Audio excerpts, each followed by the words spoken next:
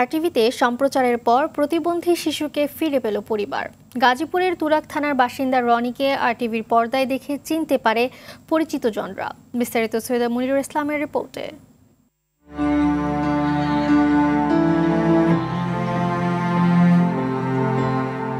হারিয়ে যাওয়া সন্তান ফিরে এসেছে, তাই তো সবার মাঝে যেন ঈদের আনন্দ।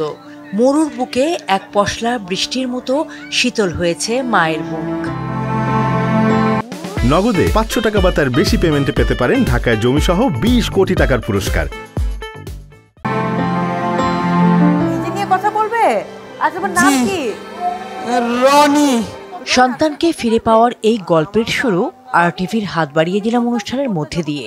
সম্প্রতি রাজধানীর প্রতিবন্ধী শিশু নিবাসের শিশুদের নিয়ে বিশেষ কয়েকটি পর্ব প্রচার করে এই টিভি চ্যানেলটি। সেখানে নিজের নাম বলে রনি, তবে প্রতিবন্ধিতার কারণে অনেক কিছুই বলতে পারছিল না। অমৃত কি তোমার ভাই? হ্যাঁ, আমার ভাই। অনুষ্ঠানটি দেখে রনি সরকারকে চিনতে পারে পরিবারের সদস্যরা। তারা জানান, প্রায় ৬ মাস আগে একা একা বাসা থেকে বের হয়ে নিখোঁজ হয় রনি। খোঁজাখুঁজির পরও তার সন্ধান পাওয়া যায়নি। অবশেষে সব আনুষ্ঠানিকতা শেষে রবিবার প্রতিবন্ধী শিশু নিবাস থেকে মা বাবার বুকে ফিরে যায় রনি। সন্তানকে কাছে পেয়ে আবেগে আপ্লুত হয়ে পড়ে পরিবারের সদস্যরা। এই যে আমার মা, আমি হারাই গেছি ওই মেট্রোরে। কত জায়গা খোঁজাখুঁজি করছি, কোন জায়গায় পাই নাই। খুব শান্তি লাগতেছে, অনেক শান্তি লাগতেছে। রনির ফিরে আসা খুশির বার্তা ছড়ায় প্রতিবেশীদের মাঝেও। তাকে দেখতে ভিড় জমান এলাকার মানুষ।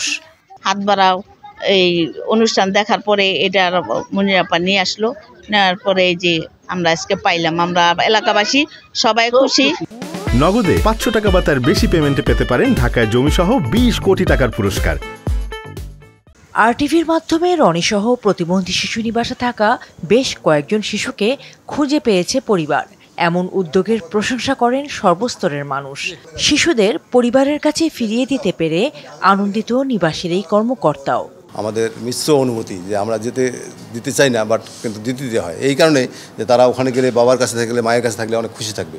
সামাজিক দায়বদ্ধতার অংশ হিসেবে হাত বাড়িয়ে দিলামের মতো জনবান্ধব আরও অনুষ্ঠান আরটিভিতে দেখতে চান উপকারভোগীরা। সৈয়দা মুনিরা ইসলাম, আরটিভি।